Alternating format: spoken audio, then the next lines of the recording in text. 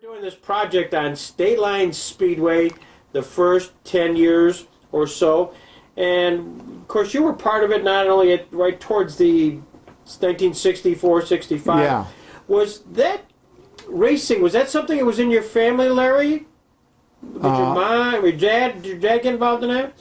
My dad never got in racing. They called him Barney Oldfield. He had a Winton, and he had a box on the back of it, and he was pretty high speed on the road, but he never really raced it.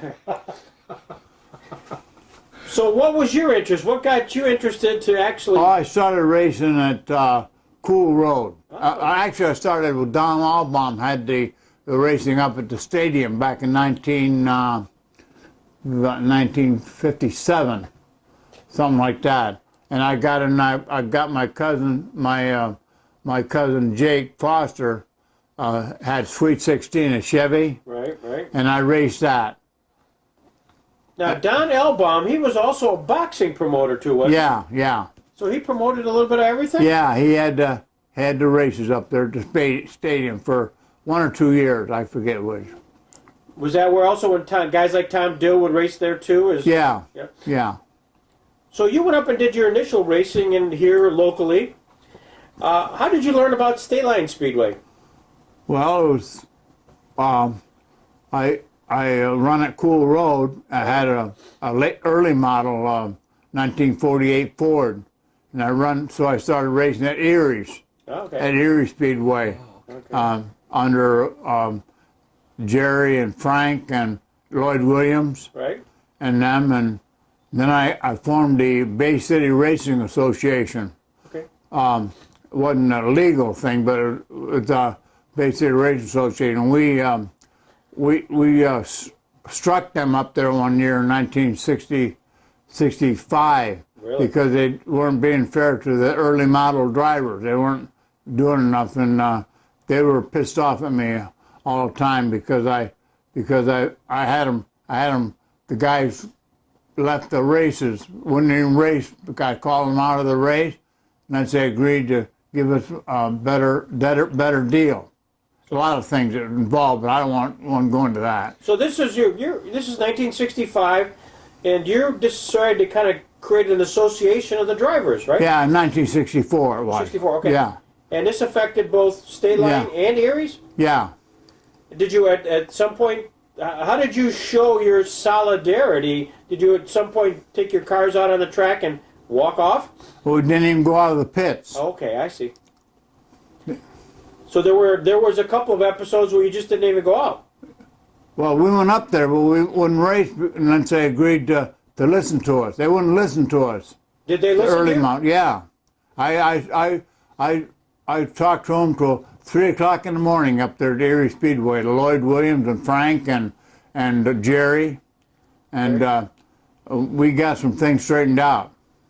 Well, now who were the guys you talked to? Was Leonard part of that also? Leonard Briggs? Yeah. So Leonard and Jerry. Okay, those are the two principal guys. Yeah.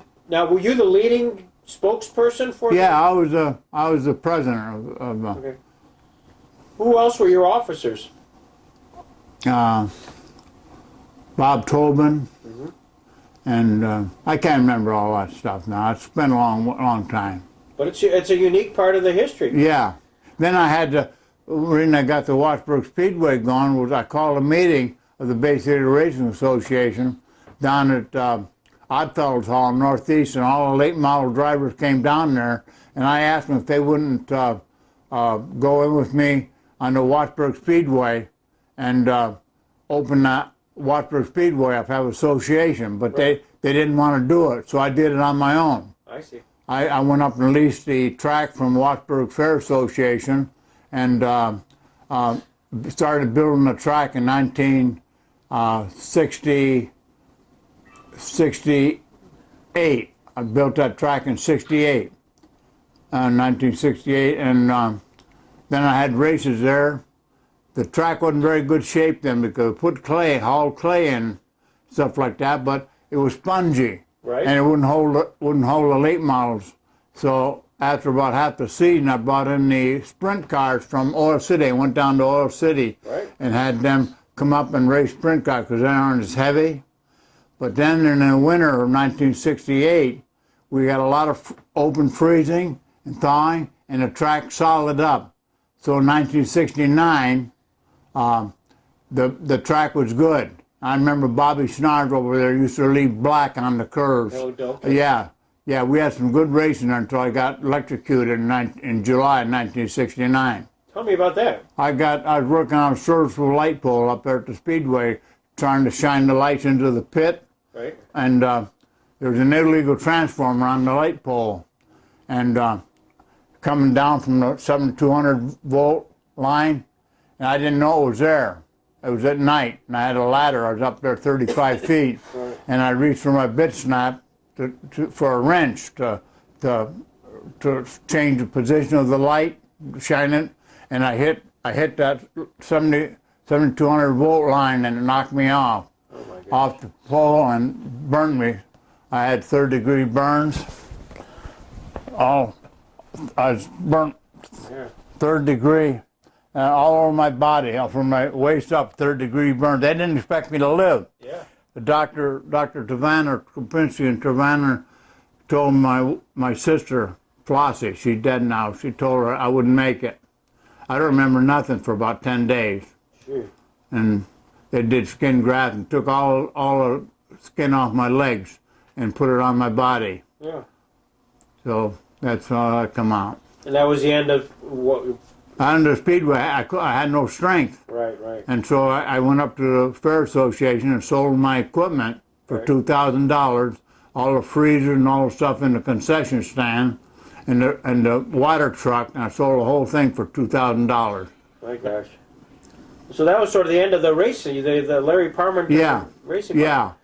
Had a guy by the name of Bob, I forget his last name, took it over, but he didn't run it only for a year or so, and it wasn't very successful. I had a pretty successful track there. I bought bleachers in, for 5,000 people, put them in the infield and on the straightaway, and had a real going thing. I had to give it up. Yeah. Gosh. We're going to do something now, Larry, that I think you're going to get a kick out of. We've got a picture album of racers of 1965 from State Line. And as you look at that, if you have any thoughts when you look at these drivers and say, let me tell you about Bobby Schnarr, let me tell you about Ronnie Blackburn, so go ahead and... I bought my car from Ronnie Blackburn in 1964. Really? Yeah, I bought it when he got through racing up at Erie's. Right. I gave him $1,800 for his car. It was just a simple car. It had a roll bar in it, but there was no modification to it, nothing. It had a 327 engine in it, but that's where I started with getting the late models. Was that a Chevelle that you bought from Ronnie? Yeah. Then I made a 65 out of it, and a 66 and a 67. Put the skins on, bought the stuff for it, so I had a late model every year. Okay. Bobby Schnarr, he's quite a guy. And Carmeneski, I don't reckon him. Johnny Ditch, we raced together. He got pissed off at me because I hit him up at Erie's one time, going around the curve. He was on the inside and I put him in the wall. And Chuck Piazza, he raced a Chevy for Berglund Chevrolet. Yep. And him and I were good friends. And Freddie Knapp, he's a nice guy. Freddie Knapp was a nice guy, I'll never forget him. Paul Wilson, don't remember him. Sammy Lamacuso, he's quite a guy. Yeah, I raced with all those guys. You didn't say anything about this guy right here. Yeah, well, I didn't much to say about him. Why? Why is that? Well...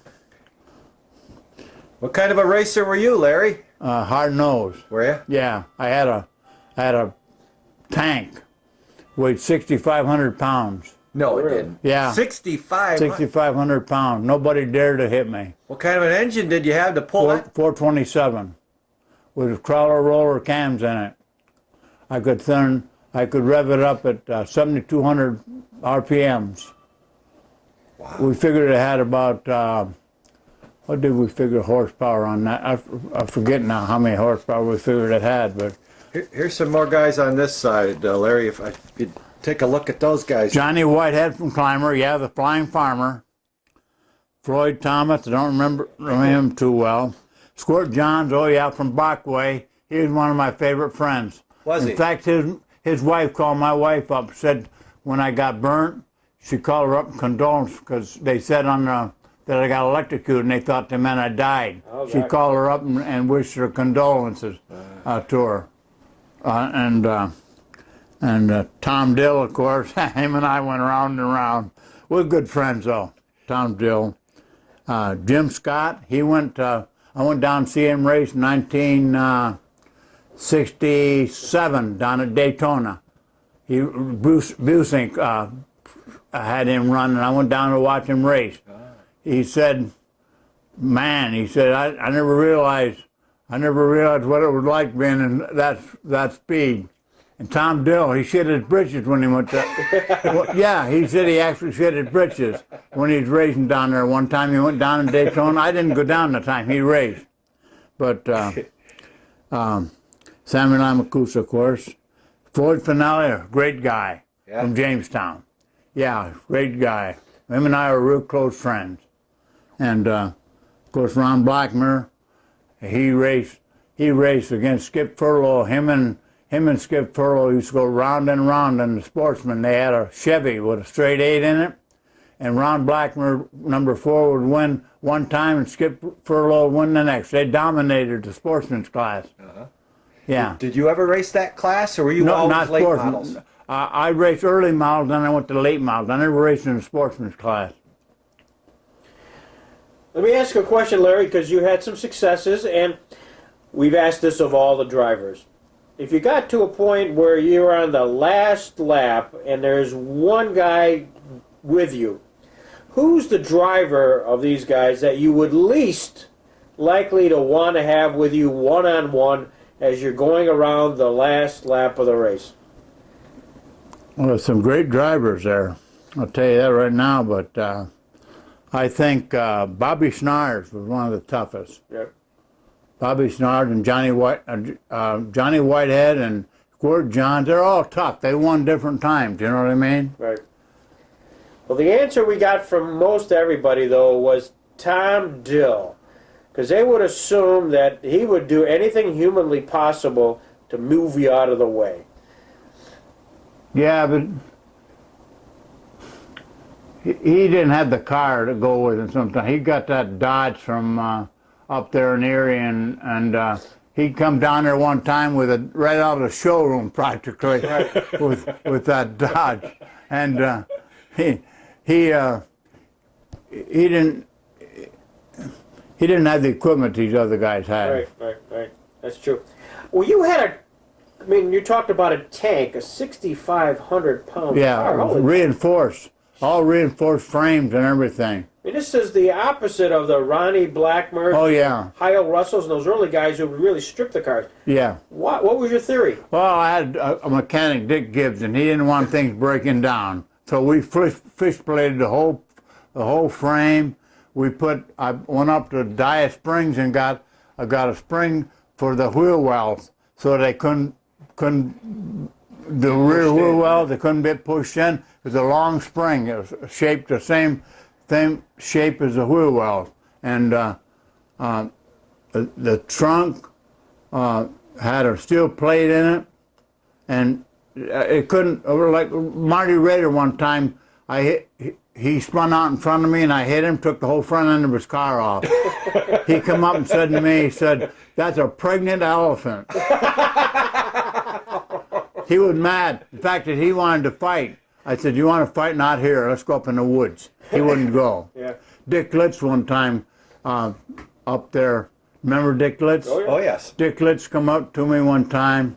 I was racing the thing, and him and I were going round and round on the curve, stuff like that, and I guess I kind of shoved him out on the curve because I slid into him or something.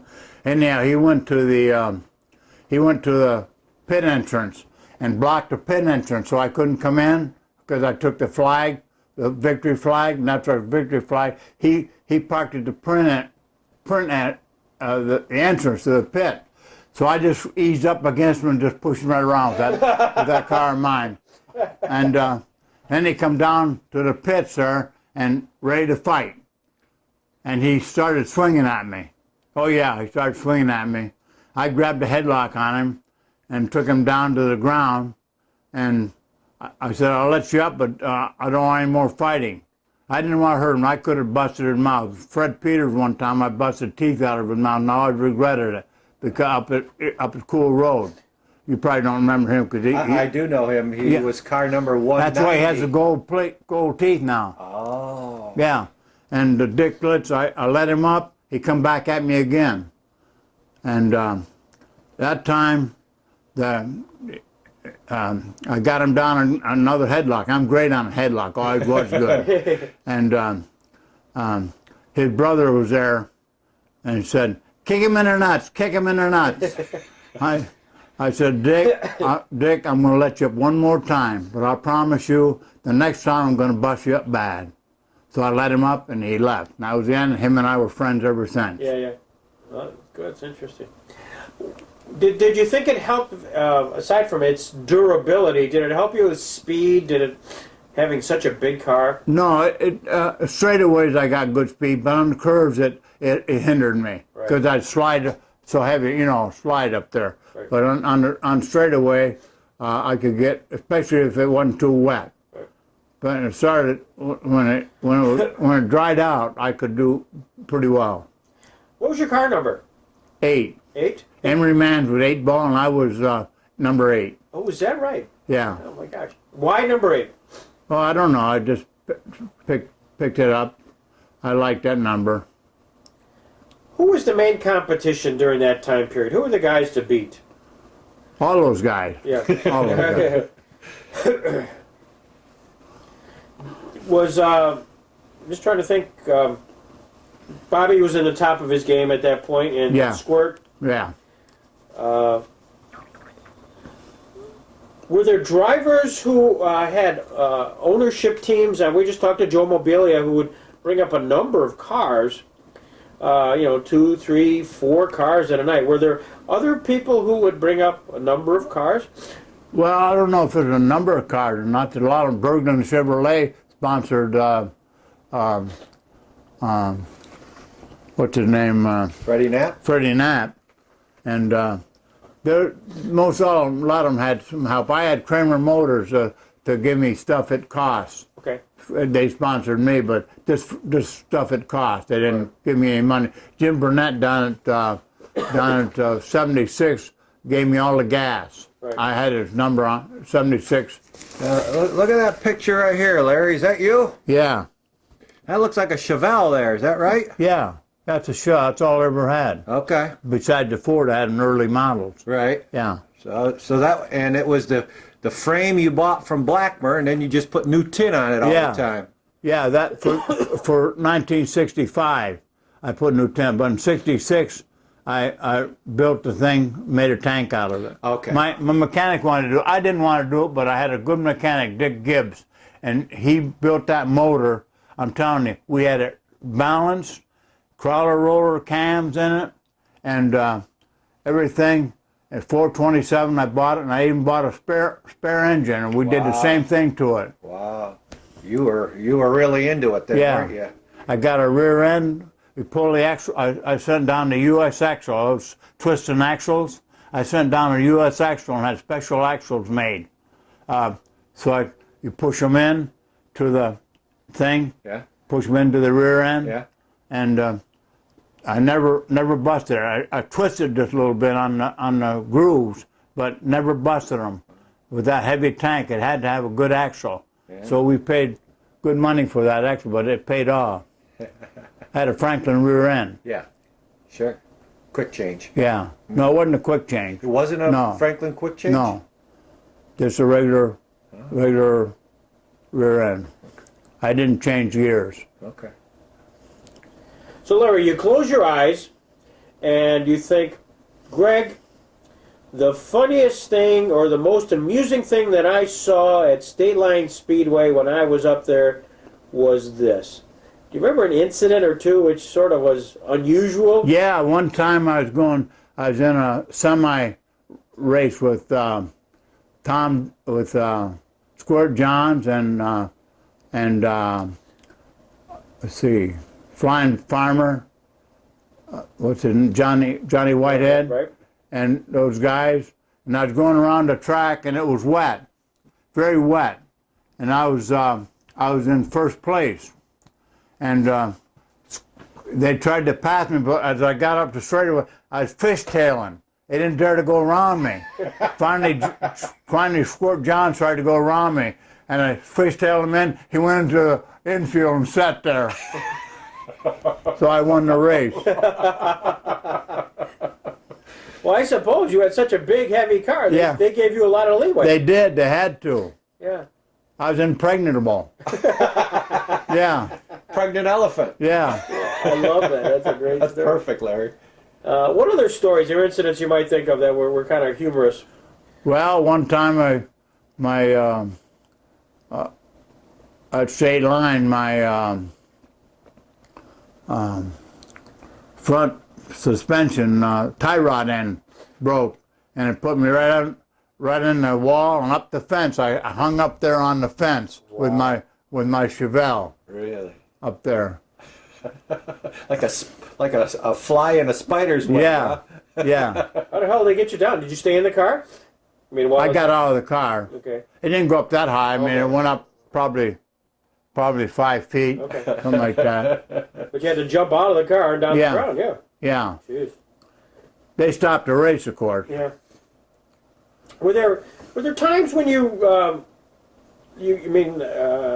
got hurt or were concerned about something in the health of the drivers? One of those accidents where you'd say, I'll tell you, the one accident I was really concerned about one time was when I had the Wattsburg Speedway and I had the women driving powder puff. all right, My sister was driving a Ford, and this had nothing to do with bus side, but I'm telling you, that's something I was really scared about. right. Was a lady hit her who was driving. She just was driving very recklessly. She rolled her over right on the roof, and they didn't have no qualified gas tanks and just plain gas tank. And I was so scared that gas would leak down there and explode with my sister, and then my sister Karen. She later passed on here 3 years ago. Right. But anyhow, that was the scariest I ever was at a race.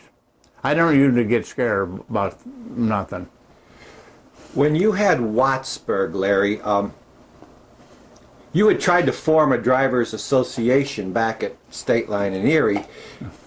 How was your relationship with the drivers now that you're the boss? Big, real good. I'm telling you, I started out with the biggest purse in history up there, and we didn't get the people right away, kind of because the track was in bad shape, and I think the purse was, I can't remember how thousand it was, but anyhow, I was going in the hole. I borrowed money. I borrowed $15,000 from the bank down from Early Lake, and I went down and explained to them. I said, I can't afford to pay that, and they took the cut and never said a word. Really? They agreed to it, and that put me about even. You know what I mean? I never made any money on a track, but I didn't lose any. Okay.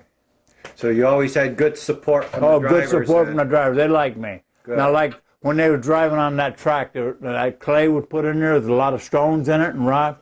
It was the wheels would throw rocks at the guy. Squirt John had his window knocked out with a stone. I took money out of I carried a billfold, a chain drive billfold. I carried thousands of dollars in it, and I just took it out and paid for it. And everybody had trouble, I paid them. When I went to the hospital, when I got electrocuted there, I had my wallet and it was hooked to a chain. Like I said, I fell down 35 feet, and they didn't expect me to live. I blew it up like a balloon from that blister right away. Jack Gerard up there was one of my guys that helped me in the stands, in the announcing stand. He belonged to the fire department. He said he couldn't take it. He got out of the ambulance up there at Wattsburg. He couldn't take it because he's a good friend of mine. Wow. And anyhow, they took the wallet and gave it to the administration up at Hammond Hospital. My brother, Enoch, he's since died. Okay. He died back in '82. He was only 48 years old. He had a disease from Hans-Schuller-Christian disease, a skull bone, and he died. But he was a good man, and he went there and got my wallet. He knew I had a lot of money. How much I had in there? $5,000. I could have lost it very easily, but I didn't. Wow. Yeah. Gee whiz. Well, your roofing business was very successful, then, wasn't it? Yeah. Yeah, well, it kept my racing up and stuff like that. Yeah. I bought the place next door from my grandfather, and he died. Then I took that over, and then I built that other house over there, modular home. Oh. I put that in there, and then I sold that to my niece. Oh. And now I don't own those homes. Oh, okay. But in this place on the corner, I sold that to Jim Harris, and he put a house in there. And so I only got this about 3/4 of an acre now because I sold the back end to my son that lives with me. Okay. He bought the land. He might build a house there someday. Okay. So that's the way it is. He'd been with me 10 years. And my other son in Hickory, North Carolina, was with me 5 years before that when his wife left him. Uh-huh. And he lived in the big room, and Mark come in when he got divorced from his wife. He lived downstairs in the bedroom. Oh, and when Wayne moved out and got married to a girl, he moved up here in the big room. So I've had my sons with me for 15 years. Yeah. How about that? Yeah. So you started racing over to Erie. at State Line in around '64, maybe '65. 65, I think. 65. Yeah. A couple of guys. I think it was 64. I'm not sure now. Well, you said you bought a Chevelle from Ronnie. Yeah, I think it was a '64 Chevelle So you that I probably bought. would have raced in '65. I think I raced in '65. I thought it was '64, and I bought it at the end of the season. I'm pretty sure I raced it in '65 with not too much change. That's the way I remember Yeah. it, that you raced in '65. Yeah. There were two other guys that also broke into racing the same year you did. Oh, yeah? It's '65. One of them was named Kenny Shear. Oh, yeah. You remember Yeah. Kenny? Oh, yeah, yeah. What do you know about him? I don't remember. Okay. remember. How about Dave Turner? Yeah, I knew Dave Turner, but I can't tell you much about Okay, him. I okay. remember him racing. Yeah, those two guys broke in the same year Yeah, you did. okay. They were from Jamestown, weren't they? Dave was. Dave was from Pittsfield. He was friends with Jim Scott. Jim Scott lived in Pittsburgh. And then Pittsfield, yeah. Kenny Shear was from the Jamestown area. Yeah. Floyd Finale was too. Yes. He's a nice guy. Yeah. Boy, I wonder if he's still living. Oh, sure he is. Oh. A month ago was Sammy Lamancuso's 80th birthday Okay. party. I'm 77. Well, at that party, Floyd was there, Jim Polaro, Tom Dill, Jim Scott, Ron Blackmer. Oh, for crying out loud. All those guys are still around, Larry. Yeah. We got together one time, went over to Peak and Peak, I think, back a few years after I was out, and we got together with all the drivers. Had a thing. We somebody got it going. I don't know who it was, but we had that. Cool. Do you keep in touch with anybody now, Larry, as far as State Line? Do you No. see anybody? No. Well, I'll tell you, September 26th this year, you'll get an invitation, and all of these guys are coming back. We're going to do the documentary, which we're working on, and on the history of State Line the first 10 years, and from Squirt to Bobby to Floyd, they're all going to be back. Okay. So we want to make sure I'll be Larry willing to Parmenter- come. Yeah, I'll be there. yeah, it'll be fun. One big last reunion, you know? Okay. Yeah, I think that would be I'm surprised these guys are still living. Oh, daredevils they are. Yeah. That's a true statement. Yeah. No, but jeez. Did you ever think of yourself as a daredevil? I mean, when you're out there racing, was Oh it... yeah, I used to do things like I'd stand up, my cousin Harry would come up and watch me on the roof, I'd do a handstand on the chimney. Stuff like that. Really? Yeah, I used to do things like that. And a big barn down there on the middle road had a steep roof with 8 sides on it, octagon. It's a brick barn with 8 sides on it. And a guy by the name of Ray Mead used to come by. He said it scared him to death seeing us running around up there. My brother helped me. Running around on that roof with no scaffolding or nothing. Wow. Man. Who told us, Greg, that Larry roofed their house and taught him how to walk on the roof? Yeah, I was trying to think, because I remember the story. Who was that guy? I want to think Kenny C, but, I can't remember that. well, it was some racer. Okay. Some racer. You did the roof, and you taught him how to walk on a roof. Okay. Yep. And then, yeah, there was some accident, and whatever happened. Did you ever fall off one of these drivers' roofs? You remember that? I fell off a roof one time head first. Oh, gosh. I was taking some sticks up there with double-headed nails in it. The nail fell down with on a roof we stripped off down in Northeast on Eagle Street, Right. and I started up off from the porch up on the roof. It was about that high. I got up there and somehow I slipped and went head first hit the porch roof. I had these things in my hand. All I could think about was all those nails sticking out. And I went down I landed in the dirt. Luckily I didn't land on cement. It threw me out far enough I missed the sidewalk. And it bunged up my face pretty well. I had to go to the dentist and get some medicine because my lip was in pain and all swelled up. But I come out of it pretty good. Another time I was roofing on a roof down on Middle Road for a guy by the name of Allen. And he had leaks in the corrugated steel roof, and he couldn't find where the leaks were. And what it was, they drove the nails down on corrugations, and they didn't drive them straight, and the water would go in there where the nails would go in there. So I went up there with aluminum fibrated asphalt and was painting those things that are shut so they wouldn't leak. Right. And it was a real sunny day and overcast a little bit, and the sun was out and it would go behind the sun. And I had a ladder up there. It was about 36-foot ladder I had up there, and I had a thing jigged up to hold my bucket. Had a little leg on it, so it was the same angle as a roof. Right. And I was painting it, and all at once I kept turning the ladder in case something happened. Right. Every time I would go, I'd turn the ladder and get it so it was below me. I always had ladder below me. All at once, right out of a clear sky, the rain come, and I didn't have time enough to get to the ladder. I just turned around. When it happened, I turned around and I slid down towards that ladder, and the next thing I know, I was pinned against the roof. I grabbed that ladder, the railing, with my arm, and it went out just far enough to turn it around completely and pin me against the roof. Gee. And if I hadn't done that, I would have gone about 50 foot, and I'd have hit my truck that was parked down there. Gee. But I got right back on and went up on the roof. It quit raining. I went back on the roof. What a guy. You raced at Erie's, you raced at State Line. Was there one track that you felt better to drive at than the other? Yeah, I like Erie best. Like Erie? Yeah. But why was that?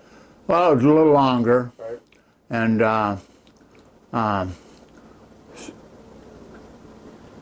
that's about all I can say about that. Now, we're back to the Bay Area Drivers Association, which I find that all fascinating, that there was you basically organized the group of drivers. Did you guys meet separately? Yeah, we met up to the what's now is they sold it now, Waterfall Okay. restaurant there. Yep. in the rear, and we had our meetings there, and then Did Lloyd and Len know you were meeting? I imagine they found out about it. They were pissed off at me. Wouldn't let me race in 1968. I went up there to race up at Erie's. They wouldn't let me in the pits. Because of that? Because of that, yeah. So I had to race at my own track. I raced up there for 68, and then I didn't race in 69. I raced in 68. I sold the car to my cousin Tom. Yeah, yeah. So when did you first start this association? Was it 64, 65? About 64. 64. So Yeah. it was in existence for 4 or 5 years. Yeah. And About 4 years. And did the membership consist of late model drivers as well? No. Just No. Well, we had late models later. I called the Bay, but they weren't in on the original making up of it. But I called it that yet. Called it together when I called a late model driver down to Oddfellows Hall down there.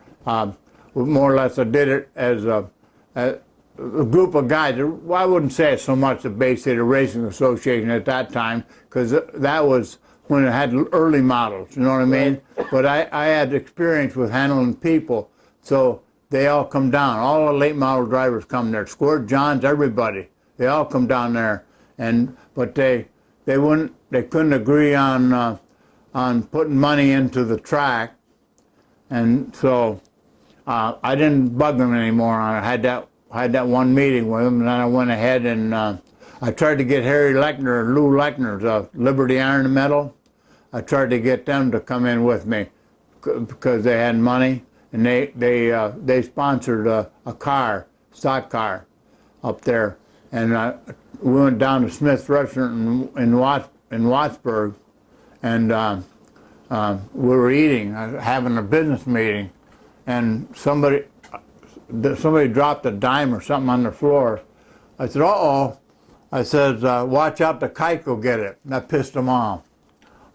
They're the Jews, the Jewish. yeah. So they never did any, they wouldn't back me in the track. Yep. Right. So I'm just as well satisfied they didn't. Yep. I run the thing myself. I was the president, and I made up membership cards for everybody, give all the state police membership for Corey and Lawrence Park, so they'd come to the races and leave our drivers alone. Yeah, yeah. You know what I mean? They never bothered our drivers.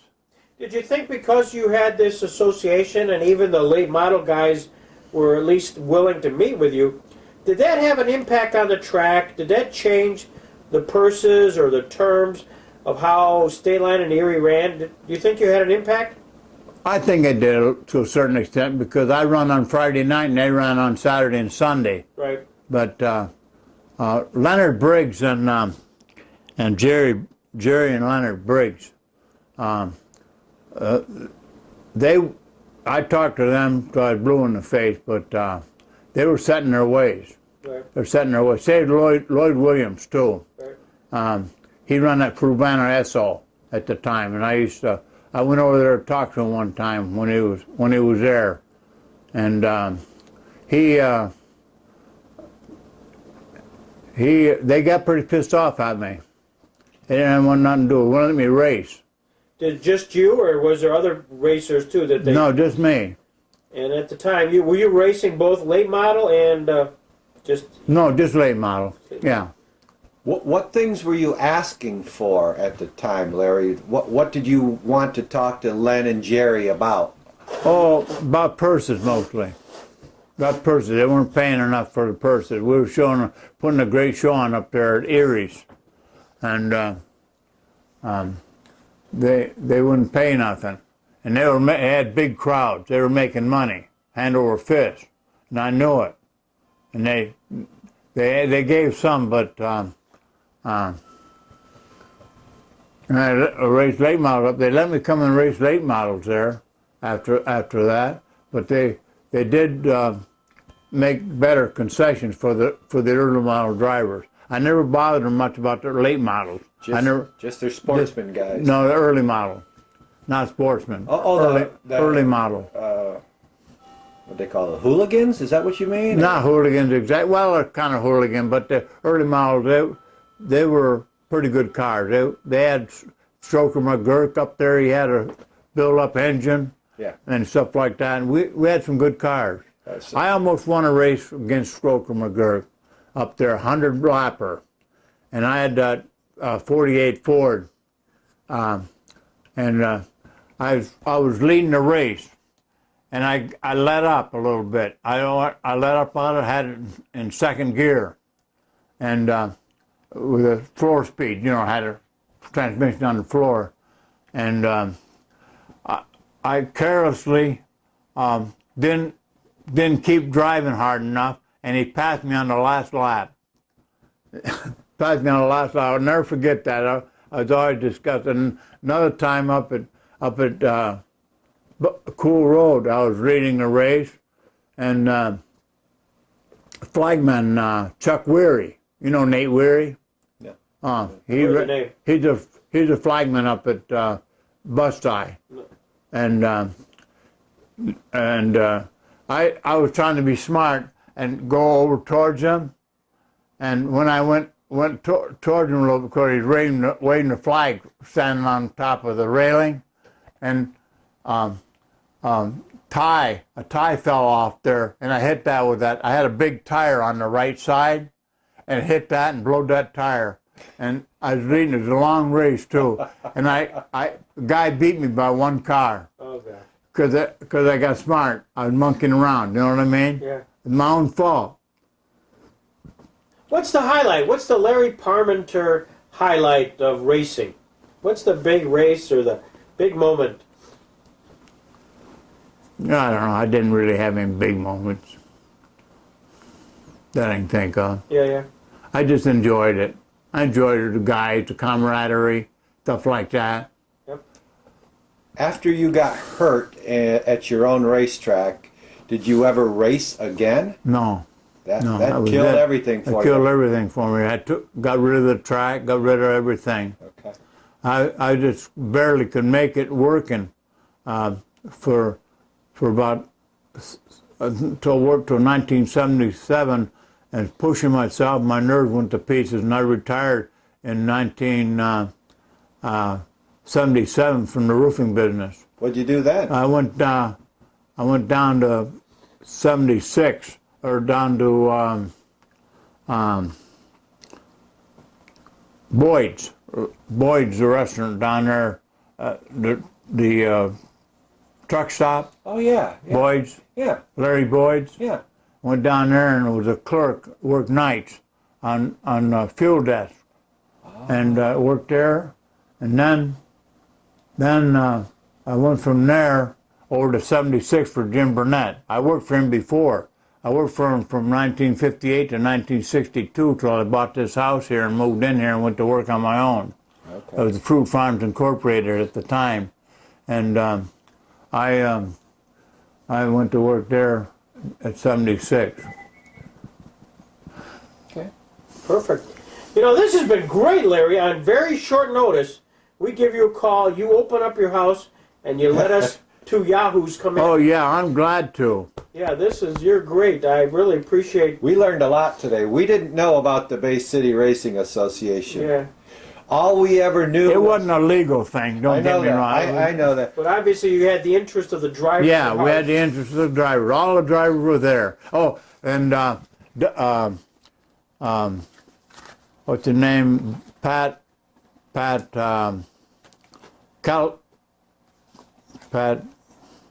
Capobianco come down there. At that time, he was just a young guy. He's a councilman now. Oh. And he come down and wanted to have a winter race. Winter race. A winter race in January up there at the Speedway. So they got us together, called a winter races, and got people to come up there, and we towed our cars up. All of us went there, and because he wanted us to do that, and they got bulldozers up there and took the snow off, and the ground froze because it was that cold. Sure. The ground froze, so we didn't need any water on it for dust because it was frozen. So they'd spray the mud up on your engine, stuff like that, and we had a good time there. Well, that was an interesting thing, a winter race. Yeah. Wow. Winter, the only one I ever was in. Wow, it's probably the only one I ever had. Yeah, about 1964, I would say. Wow, that's something to look for. Yeah. Gee. Well, Larry, thank you. We really appreciate it, and thanks for taking up what is otherwise a good Sunday afternoon to watch football. Well, I'm just watching the Jets and Colts. I don't give a shit who wins. Well, neither do we. That's why we're doing this. We don't care either. Well, anything? Is there a question we should ask you? Is there something, Larry, when you were thinking, knowing we were going to come down today, that you said, gee, I wonder if they're going to ask that question? Is there something we missed? No, I don't think so. I don't think so. Well, you were gracious to open up your house, and we appreciate it. I'm more than glad to do it. I'm not very good at listening to the phone Right. on the thing. I can't hear it very good. I'm a little hard of hearing, and especially on that, it's garbled a little bit. And I wrote down the thing. I played it back and forth about 5 times. My son Mark come on. He goes, "What the hell are you doing?" I said, "I'm trying to get that. I'm trying to get the phone number of Greg's phone number." I said, "I can't get it. I had all kinds of wrong things." He listened to it and wrote it down for me. Good. Otherwise, I wouldn't have been able to call you because I wasn't anywhere near the right number. Yeah. Well, I'm delighted we did. I'm delighted you did. I'm delighted Mark deciphered it, and here we are. So, well, thank you. Thanks so much. Okay. We're going to turn this off here.